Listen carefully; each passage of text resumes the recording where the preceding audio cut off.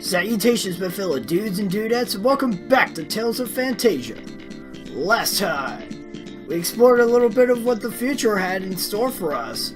We didn't find all that much, but at the very least, we did make it to Venezia, where we can catch a boat from the harbor in order to get to Alvanista, our main destination. Again, well, just like Uslid, there really isn't much in Alvanista. There is one thing to note.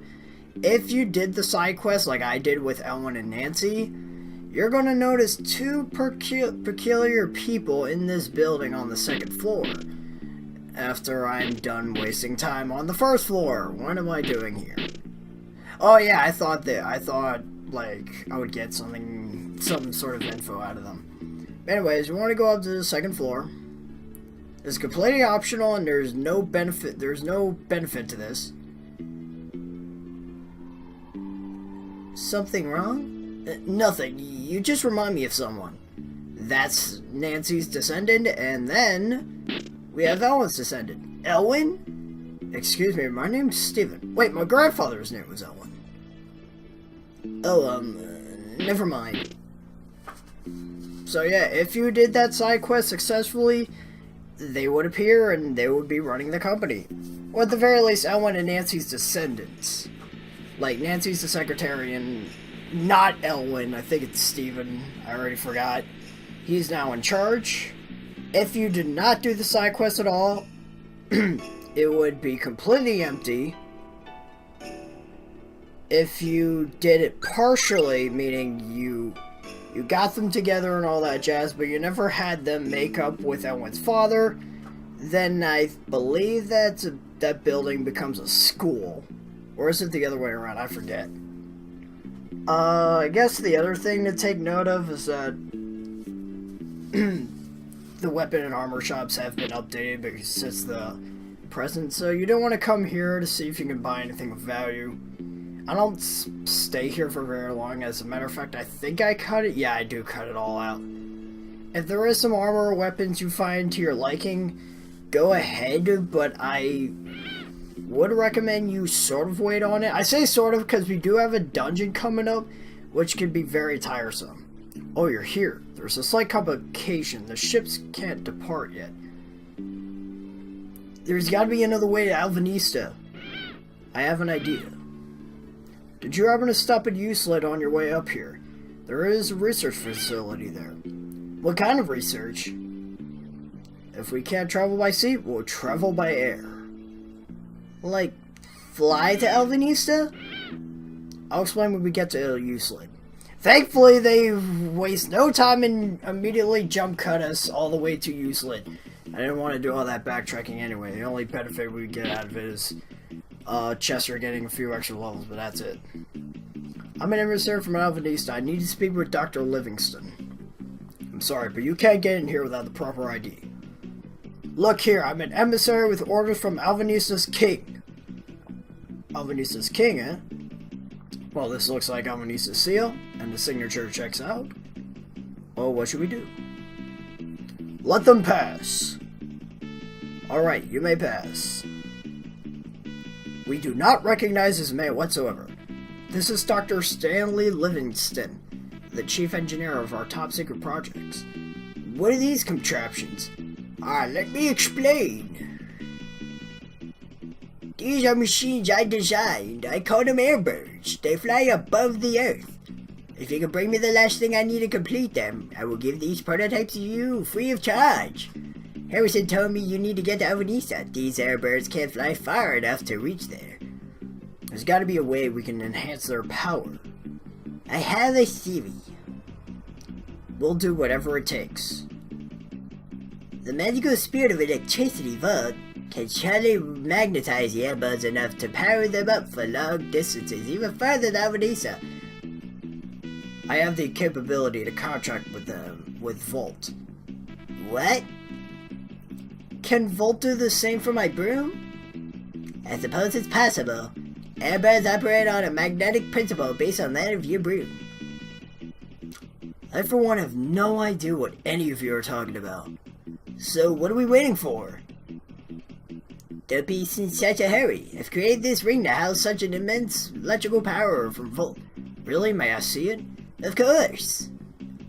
Are you sure this will work? Of course, I'm sure. I'm a genius. And then Stanley gives you the Sardonyx ring. This is the contract ring needed for Volt. We actually got a beefy part today because we're covering whatever Alvanisa has to offer. A little bonus in Uselit I mentioned in the last part but never went over. And then there's the case of the dungeon itself involving Volt. All of that's happening in this part, so if you don't have the time, to watch this, just come back later. It won't go anywhere. I guess this is to make up for all the short parts I've given you. Anyway, I'm gonna stop talking for a moment because this is a singing dog. This dog sings the main theme of the game, so I'm just gonna keep my mouth shut while the song is playing. I also put subtitles in so you can sing along.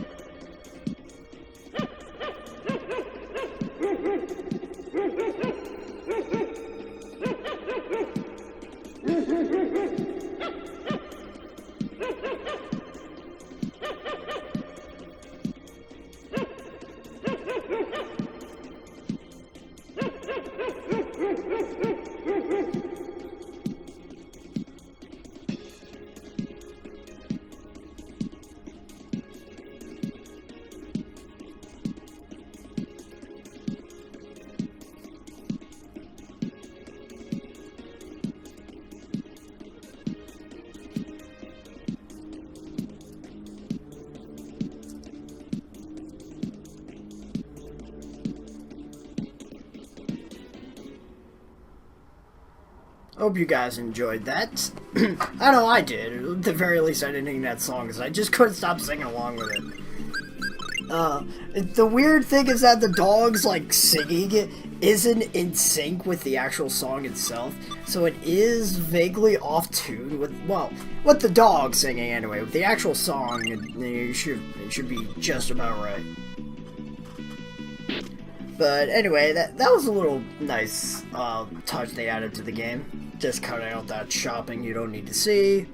If you need to stock up on food, go ahead. You've got plenty of room for once. As for where we have to head next, it is time to head to, we got a new enemy apparently. The Volt Fly. We're actually going to be seeing these guys in the dungeon, so good thing we're covering them now. They're just like the dino bugs, flies, etc., except they're impenetrable when it comes to lightning magic. As you saw, that indignation did jack all. Now, in order to get to where we need to be, for one, we have to get to a certain Morrison's house. Yes, a Morrison does indeed exist in the future. In order to get there, you want to start from Miguel and just go around the mountainside on your left. And there's gonna be a house right here by this cave. This is where the Morrison lives. I just wish this Morrison was of much value. You'll know what I mean in a little bit. Also, like a dope, I walked through the wrong entrance.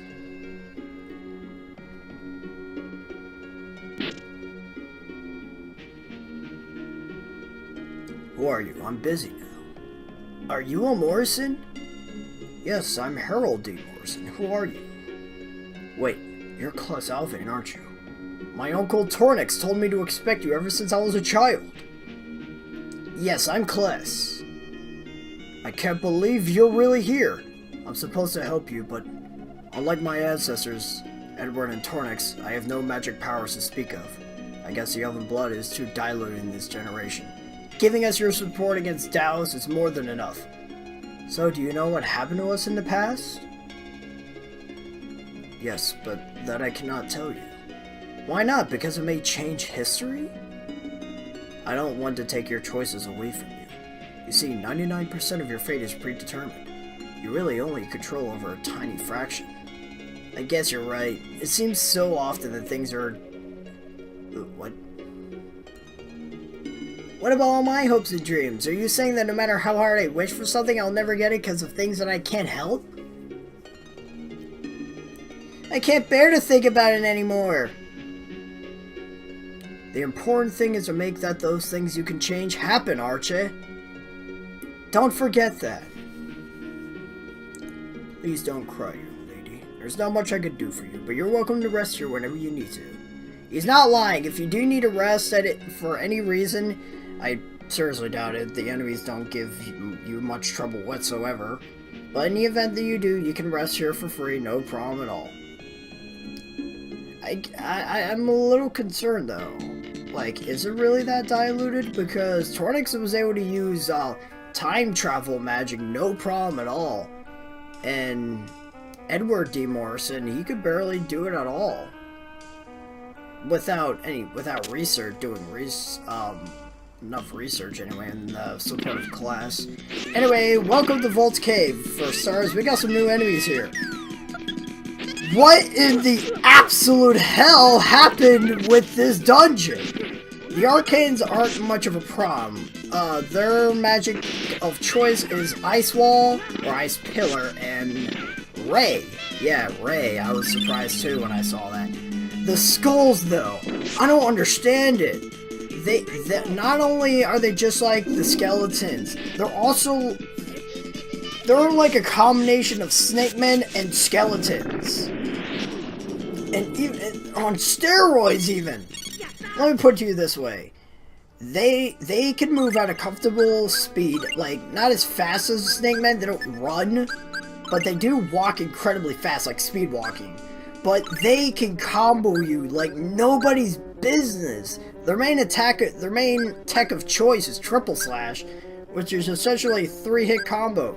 It doesn't sound too bad, but these guys are also relentless. They don't let up on the attacks. Also, for some reason, Clark got petrified. I don't know when that happened. But anyway, I just don't understand what happened with this dungeon. Like, we've been having a fairly comfortable time, like, nothing too hard, nothing too easy. Like, Douse gave us a lot of trouble, but not to the point of absurdity. This dungeon just doesn't know when to stop, though. Those skulls are going to be your biggest problem because of how relentless they are. And the worst part of it is, the absolute freaking worst part of it, is that you're constantly running into ambushes, which means those skulls are constantly coming up from behind you on the opposite end of the field. Which means, if you have anyone in the back, like I did, because I'm an idiot and I didn't think past the first few battles, your partners are gonna get their ass handed to them very early into even one battle. It's ridiculous how quickly you can lose it here. And this is just referring to the enemies. Keep in mind that the skulls and the arcanes aren't the only ones we're going to encounter here. Those Volt Flies I mentioned, they're also here. I actually said that earlier, now it's not redundant. this is something I forgot to do as well. Clarth had, that diamond ring we got back in the present, or is it the past? I forgot. You know what? It doesn't matter. Thor, that's what I was thinking. The diamond ring you got from Thor. Equip it on Clarth immediately. It increases all of his stats tremendously. It's really awesome stuff. Also, we got a new weapon for him in the form of Grimercian? No, Grimorian. Grimorum. I think that's how it's pronounced. Now, the gimmick with this dungeon is that, well, a couple things actually. For one, you saw those electric rods that we sort of shot with our sorcerer's ring and it opened the door. We're going to be doing that a couple times. It's a very simple gimmick, but some of the ones later on, they're like on a... they're very specific. Well, not exactly specific. Let me explain in better detail. They're on a time limit for how long the door is open. You'll basically get an idea. Oh, by the way, these are bone bows. These guys aren't very nice either. You know how I said the Dolomens aren't very bad back in Dowse's castle? These guys are the complete freaking opposite. Not only do they deal a little more damage, they're also quite relentless. They repeatedly shoot those arrows at you. Dang it, what a difficulty spike, at least in my experience. If you were smart enough to grind a little bit, unlike me, you probably won't have much of a hard time here. Anyway, those electric rods, they're on a time frame, meaning you only have so much time to get to the door. The jet boots are going to be your best friend here because otherwise they're going to be moving rather slowly. I didn't have the jet boots equipped for a while because it didn't really benefit me at the end in the grand scheme of things. It was more beneficial when I wanted to increase my stats rather than just run faster. Plus, the encounter rate goes up obnoxiously when you're running.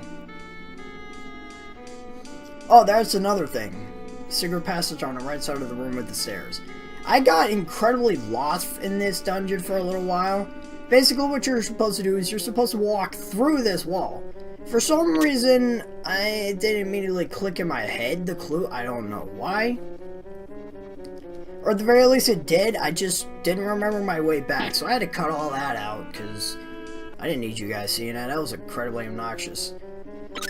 Anyway, that switch we just stepped on opens that door. We activate this switch. And then a little bit of finickiness happens here.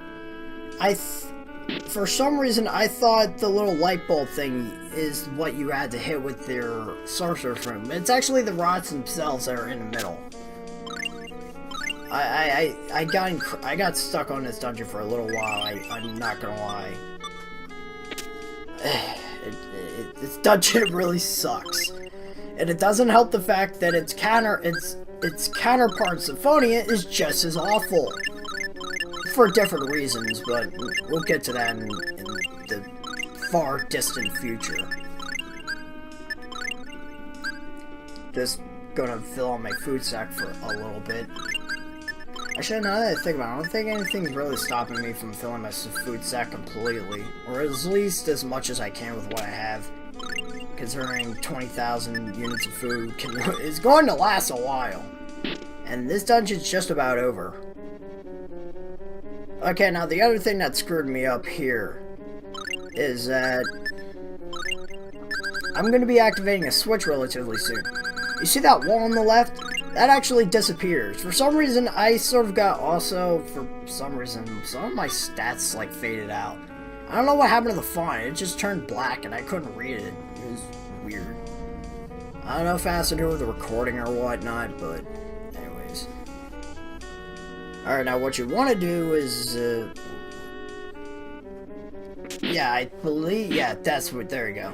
Alright, I had to remember for a second. You want to hit this rod, and then quickly run to these doors. Again, you have a very short time limit. I highly recommend you equip you use whatever holy bottles you have, assuming you have any. If not, oops.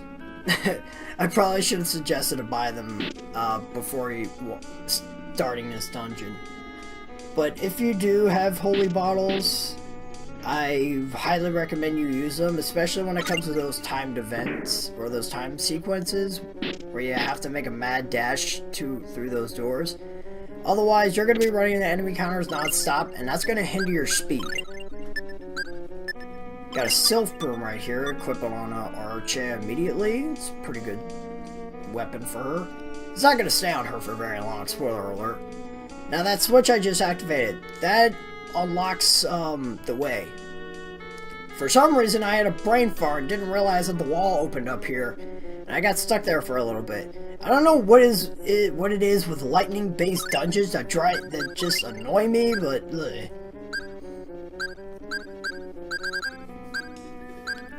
Volt annoyed me in this game, Volt annoyed me in Symphonia, and I'm pretty sure I can name a few other thunder-based dungeons in other games.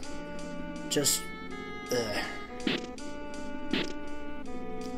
Anyway, we're at the very end of it. Now, this part is a little bit tough. What you have to do is you have to hit all the rods from right, starting from the right, far right one, all the way to the left. 3, 2, 1, essentially. And you have to be quick about it, because otherwise that door will not stay open. If you need to make an escape for any reason, like restocking on items, going back to heal, whatever, you can use that warp portal. I particularly don't need it, or at the very least, I don't want to go through all this again. That's why I don't take advantage of it. But if you don't mind doing it, I guess I can't stop you. But just keep in mind, this dungeon can be mildly long. Assuming you're not using this as a guide, and otherwise it won't take you nearly as long as it took me. Anyway, we finally managed to get to the peak. That was an ordeal.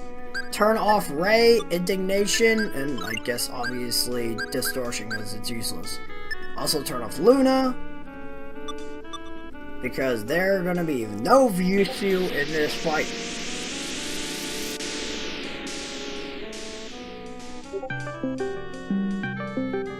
Are you Volt? Now here's the weird thing. Volt speaks in binary code. I didn't understand who decided this in development, but someone decided to IOU. That always cracks me up. I don't get that. What was with the heart signs?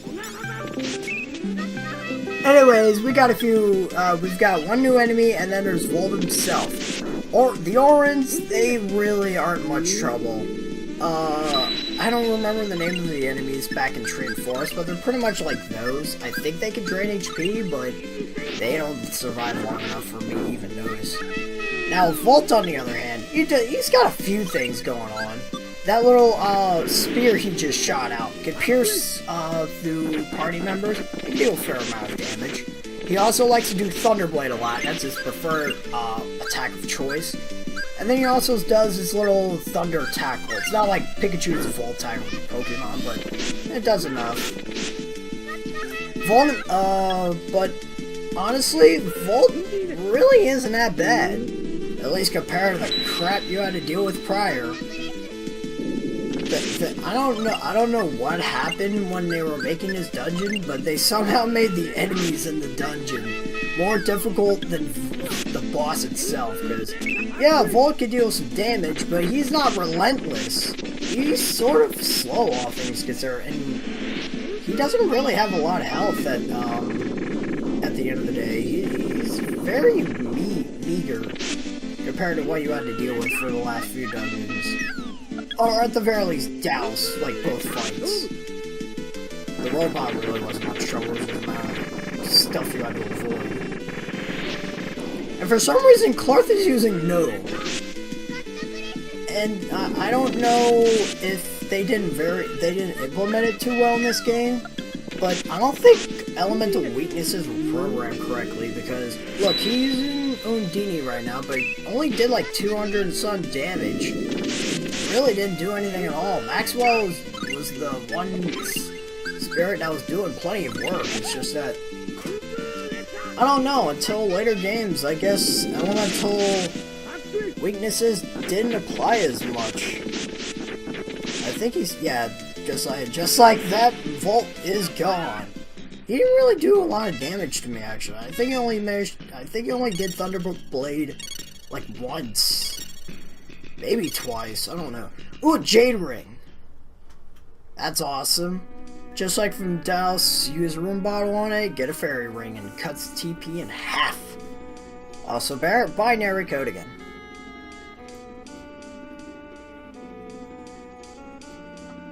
I was not reading all that. Well, I suppose I should try.